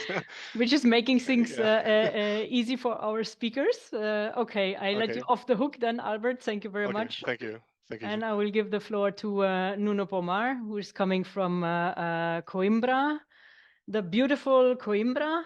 And well, it's going to bring to us an example of DRT in a very thinly populated area. Nuno, the floor is yours. Okay, thank you. Hello, everyone. My name is Nuno Pomar, and I'm the head of EU funds and mobility teams at Coimbra region. I would like to thank Interreg Europe for the invitation to showcase the demand-responsive transport DRT in Coimbra region, which we call Sit Flexi. Allow me to give you a brief introduction of Intermunicipal Community of Coimbra region. So we are a legal entity that gathers 19 municipalities with a population of 437,000 inhabitants. And we have competencies on several fields like economic and environmental development, managing the EU funds. So we are intermediate body of a regional operation program of Central Portugal. We also have competencies on civil protection and adaptation to climate change, tourism, culture, education, and mobility and transportation across the region. We are located in the center of Portugal, and our territory goes from the Atlantic coast on the west side of Portugal to the highest mountains in Portugal on the east. As I mentioned, we are intermunicipal mobility authority, so we have the responsibilities of planning and managing and financing the public transport. So our network of buses have more than 200 buses per day and crosses more than 6 million kilometers every year. In terms of mobility, almost 75% of daily commutes are made by car, but only less than 12% of the population use public transport on a regular basis. So that's something that we want to change. We aim to have more people to use public transport. Therefore, we need to invest in providing feasible mobility solutions for everyone. This is a map with the population density in Coimbra region. As you can see, the seaside municipalities, and those around Coimbra. Coimbra is the capital city of Coimbra region, have a much higher population density than municipalities in the eastern part of Coimbra region, nearby the mountains. So that brings us enormous challenges to provide sustainable mobility solutions, especially to those municipalities with low levels of demand. Let me show you the pathway to DRT implementation in Coimbra region. So it started in 2017 with the inclusion of DRT in our SMAPE, our Sustainable Urban Mobility Plan. Then in 2019, we started to design and planning of DRT across the region. In 2020, we implemented the first 2 pilots into small municipalities. And then gradually in 2021 and 2022, we extended DRT to all municipalities. 2033 was the first year where DRT was provided on a regular basis in all municipalities in Coimbra region. This is a map with public transportation coverage at the Coimbra region. So previous of DRT, public transport network covered only 90% of territory and 93% of the population. But after the DRT, 100% of territory and population are now covered with the public transport. So you can see on the map that the purple dots are regular basis stops, and green dots are the new DRT stops. So you can see that in all across the region, we have now services of public transport. So DRT has proven to be the best option to provide public transport to cover all territory. But how does DRT work in Coimbra? So the Sit Flexi, as we call, provides public transport by taxi where there is no public transport, or the public transport has a lack of service. It is similar to a regular public transport with timetables, stops, and routes, but the service is realized only if and when we have bookings. The passenger books the travel through a phone call to our call center in the previous day. The call center, which is free for all users, is available from Monday to Friday, and reservations can be made until 3 p.m. the day before. Then our operator prepared the route planning by GIS platform and schedule the travel with the taxi driver. The passenger picks up the taxi on scheduled day and the time at the Sit Flexi stop. Tickets can be purchased on the board and cost between 1.05 euros and 4.6 euros to the passengers. And it is the exact same amount as a bus ticket. Taxi travel costs the same as a normal taxi services. We pay the taxi driver the difference between the taxi travel cost and the bus ticket paid by the passengers. Routes, timetables, and stops can be adapted according to the citizen needs, and it happens quite frequently. This is an example of DRT timetable in one of our municipality. As you can see, we have services on day of the week. All places without public transport coverage are connected to the city center. We have usually 2 departure times and 2 return times, but we also have an extra connection at the midday for places that only have 2 buses timetables, one in the morning and one in the afternoon. We also offer a midday timetable. So we also have specific routes for non-school times. So most in Coimbra region, there is several places that only have public transport coverage during the school time, and we offer these DRT services in non-time school. So the conclusion is that low demand doesn't require buses, but requires small vehicles like taxis, for example. Here we have some KPI of Sit Flexi. So we have reached an average bookings of almost 500 bookings per month, and that is growing. More than 600 places are now covered by DRT. More than 150 routes planned. We have 130 operators, taxi drivers. The cost coverage by the passenger is 20% of the total cost. But please notice that Sit Flexi doesn't compete with buses, but is a complementary service to the regular transport. This is a special distribution of bookings per municipality. So low density municipalities with tiny population have a high number of passengers. So as you can see, municipalities on the east side of Coimbra region are the ones with more users. So this is a more detailed table with Sit Flexi KPIs. I will not dive into them because we have a lack of time, but this presentation will be available and you can check them later.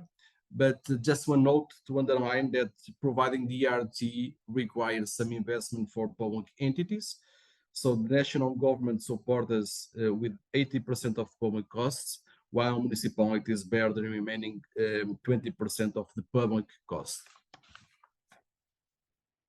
We did some surveys to better know our passengers, and survey results have shown that more than 2/3 of passengers are 66 years old or older.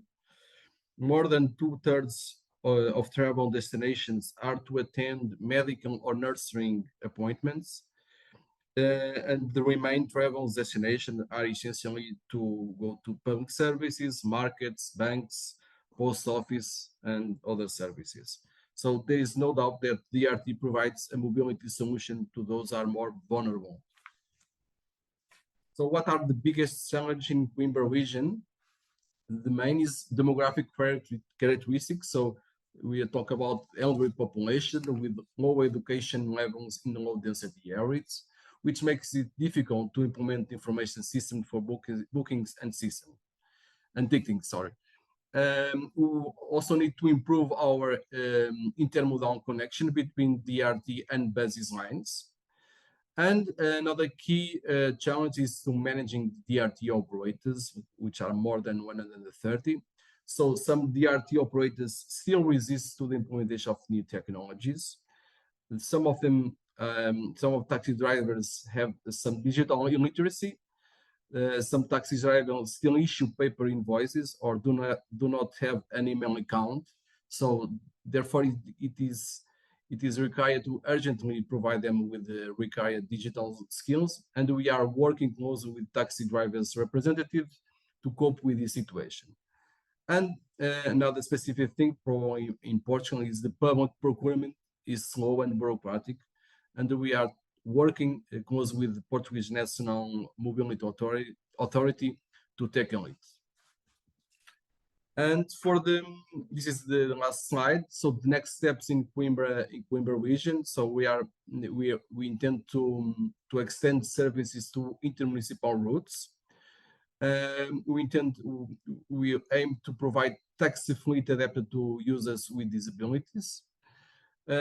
We also need to implement technological and digital improvements in our services, reinforce the connection with remaining transport modes, bus, train, and metro, and study and evaluate the regular public transport routes with less demand and convert them to flexible transport routes on demand. And finally, to boost our communication dissemination campaigns, which is critical for the success of this project. So thank you for listening to me, and now I'm available for any question you may have. Thank you.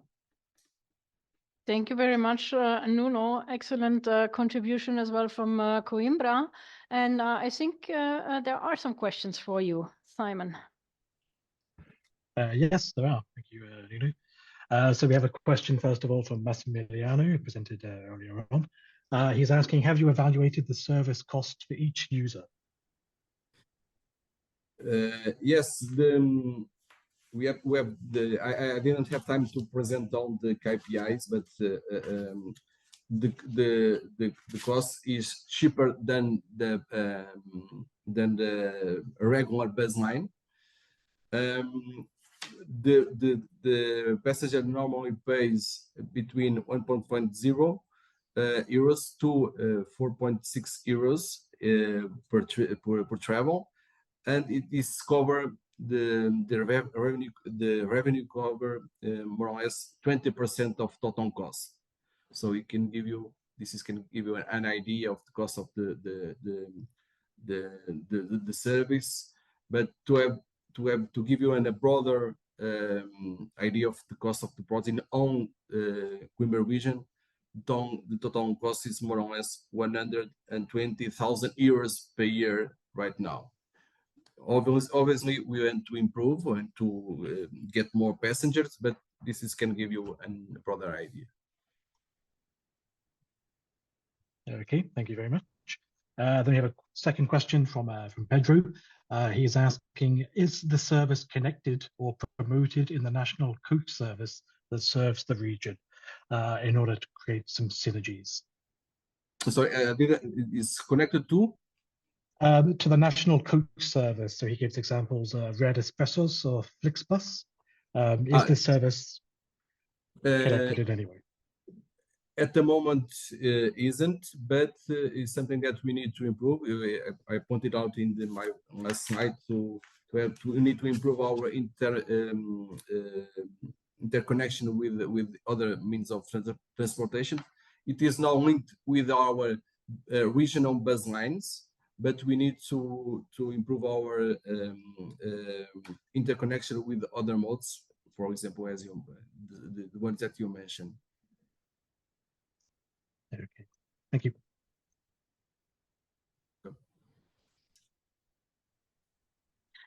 Okay, great. Then I also have some questions which are for you, Nuno, and for Albert. And actually, some questions have been submitted early on by Eloisa Macedo. She wants to know which are the DRT solutions that are most economically viable, taxi or dedicated minibuses? Well, I can start. Well, both options could be possible. It depends of the demand we have on territory. But in Coimbra region, in our case, taxis are by far the best option since we do have very tiny populated areas, and taxis can manage the existing demand at a lower cost when compared with dedicated minibus.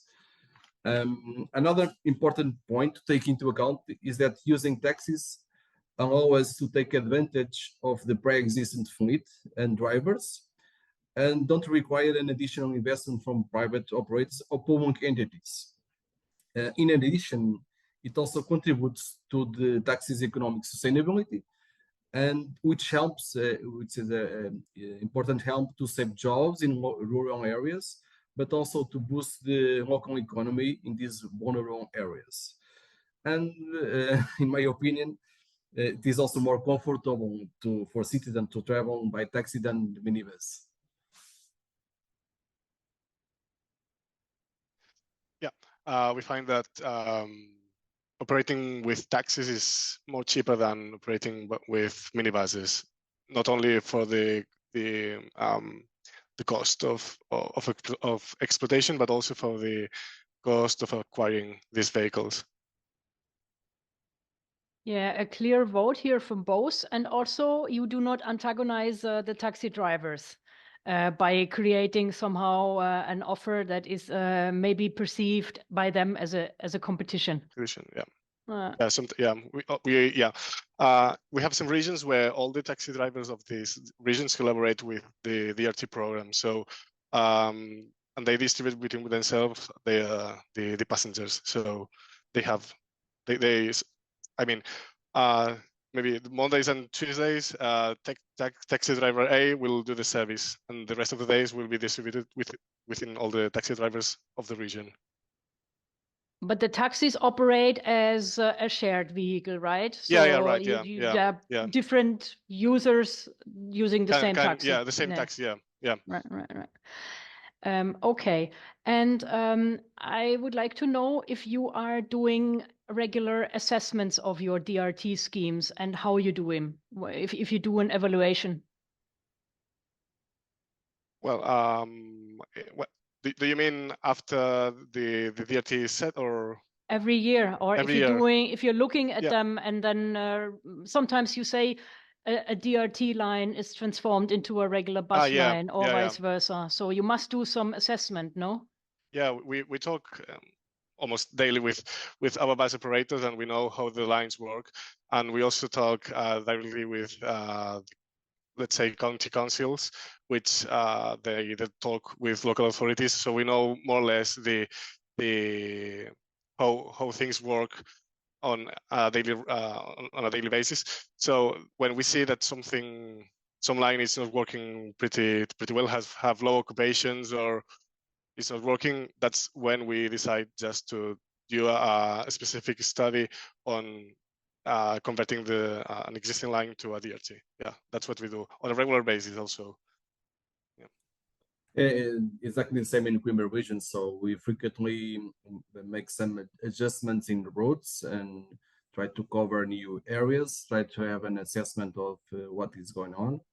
And it happens quite frequently to have these assessments, especially in those municipalities which are not having the expected demand that we expected. So we are trying to go to the ground and ask people why they are not using the DRT. Sometimes asking the help of the local police. We are talking about local communities, and we need to communicate better and to explain the services and the projects in order to people understand and trust on the services. And so these are made on a regular basis. Okay, great. Thank you very much, the two of you and all the speakers of this session. And now we come to our final session. It's plenary and it's about conclusions. So I ask all the speakers to turn on their cameras, and we will do a round. We will ask each of the speakers about their key lessons from the two sessions today. So what are the most interesting things that you are taking home? What struck you most? What you find most useful? And we will go in order of appearance so that it's easy for everybody to know when they're up, which means that we're starting with Jeffrey. Yes, thank you. It was quite interesting.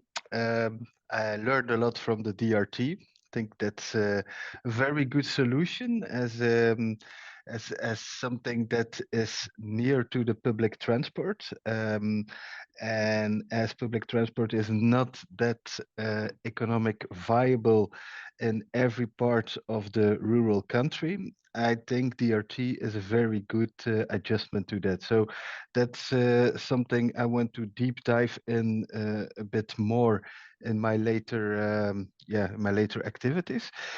Also, I think it's very important to not focus on trying to get rid of all private cars in rural countries, because that's just not possible. So the second and the third car going away would be a very good step forward. And also, I think maybe my last and third key point is that for some target groups, for instance, especially for elderly people, you need to make sure that they have a good support for people who are experienced in using public transport, DRT, or shared mobility. Thank you. Thank you very much, Jeffrey. Riccardo and Irene? Yes, for us, all the presentations have been very interesting, and we are very happy to be part of them. I have found very, very interesting the approach of Jeffrey of creating this shared mobility, but also, let's say, in the case by case, because in rural contexts, it's also very important to create this sense of community and to take the opportunity to engage with the community. So it has been very, very inspiring for us, because we believe that in rural areas, you have to address the case by case. And of course, the DRT case has been also a very interesting example for us. So I think all the insights we have get today have been very useful for us. Thank you.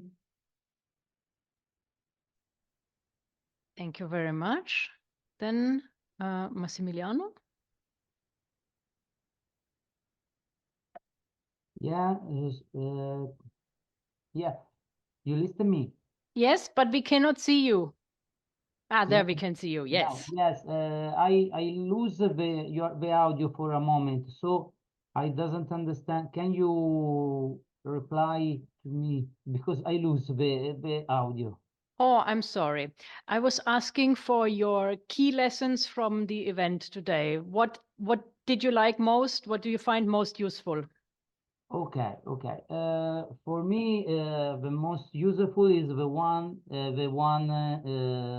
regarding real DRT experience. This because sometimes we have some experience in demand response in transport, and every time they stop for economical problems. So to see some DRT that I hope is going from for sometimes that continue to work for us is a good lesson, and I think can be so. For this, I make also some question because we are sometimes we see that is cheaper to give a car to five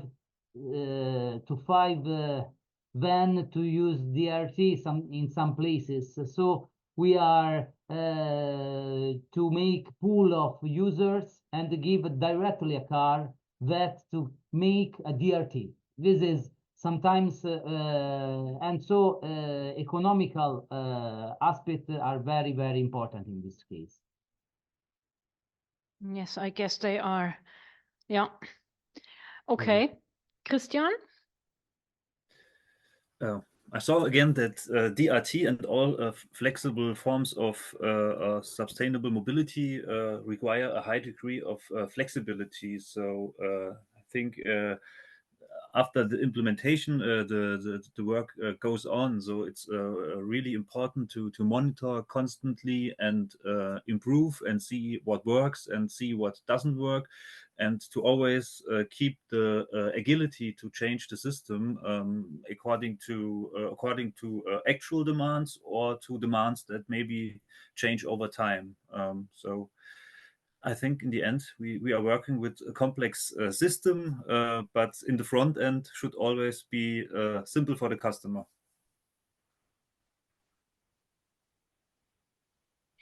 Right said. Thorsten, anything to add to that? I will be very brief as I'm not working with mobility solutions on daily basis, but what I perceived as striking, no means of transport to be demonized, depending on the regional profile, the geography. Indeed, as we have learned today, different means of transport, and even more importantly, connections, integrated approaches to be pursued, not only between the different offers, train, bus, DRT, but also thinking out of the box. I remember the presentation of Massimiliano, for instance, considering better tourism offers for use by the local population. And what I did not have in my mind so much when switching on the computer today, indeed, while we will always need, this I took from the session, public interventions, but the positive social impact, the social dimension of mobility, DRT. I think, Jeffrey, you mentioned the older generation making trips together for shopping. And in today's world, especially looking at rural areas, I think an added value not to be underestimated. I think this links nicely to our title, which had the inclusive in the word. And it's the first time that we organize a mobility event highlighting in the heading the social dimension. So yes, I think this is a very valuable point. Albert? Yeah, I think Jeffrey's intervention was quite good. I think there are some colleagues of mine that are also here listening to this workshop that might be interesting on his solution, especially in rural areas. And I also find quite interesting the approach by Professor Massimiliano Petri, because as you may know, Catalonia is one of the most tourist regions of Spain. So, and we sometimes encounter some tourism has a huge effect on everything related to routine and also on sustainability and mobility. Yes, you have a big overcrowding problem in Barcelona. Yeah. And other tourist areas in Catalonia that get so crowded and massified even sometimes. Yeah. Well, maybe some reason for an interregional exchange amongst yourselves. Maybe, yeah. And Nuno?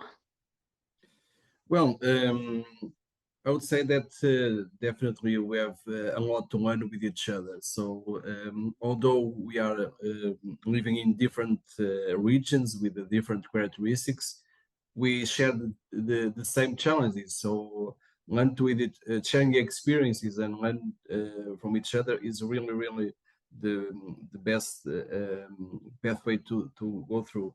So I would say that everyone is concerned about providing the best possible services to everyone. So everyone wants to provide sustainable services in rural areas at the lowest cost possible, because we need to take into account that we are talking about public money, so we have to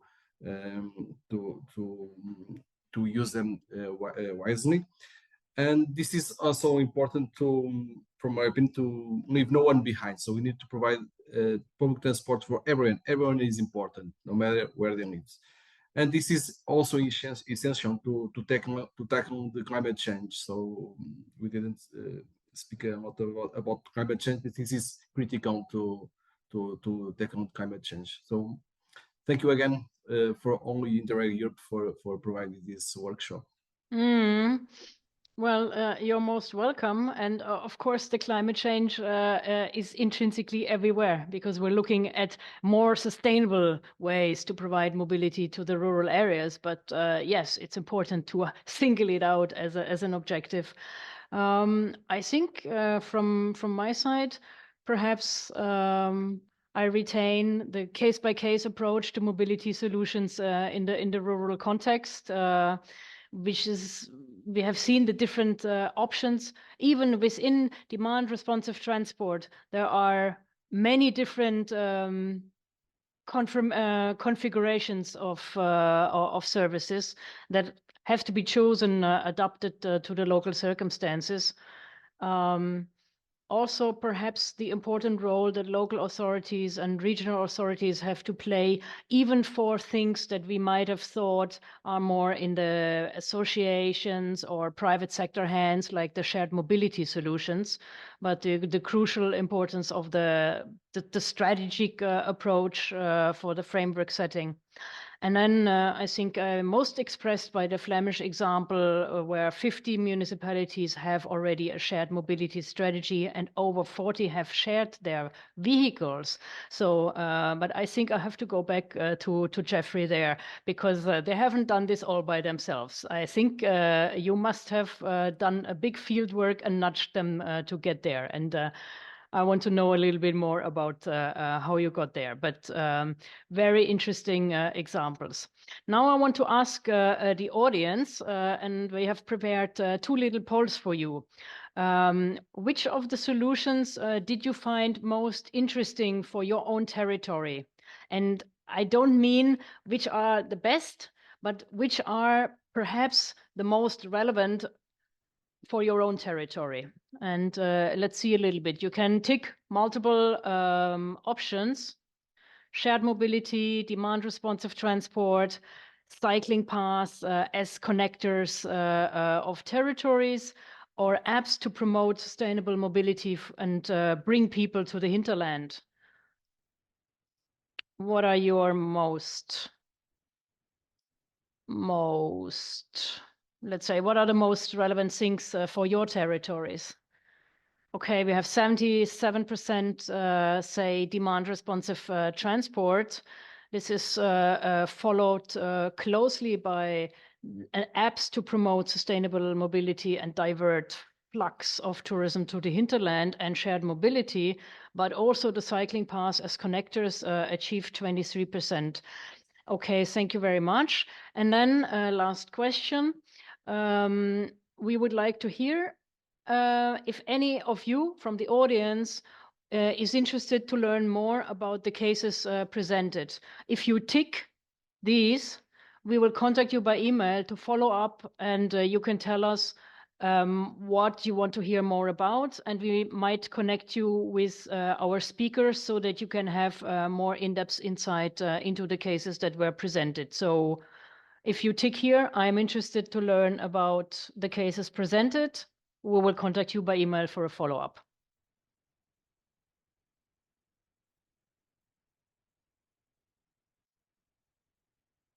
And we have asked, of course, our speakers if it is okay that we connect you with them, and they have all agreed.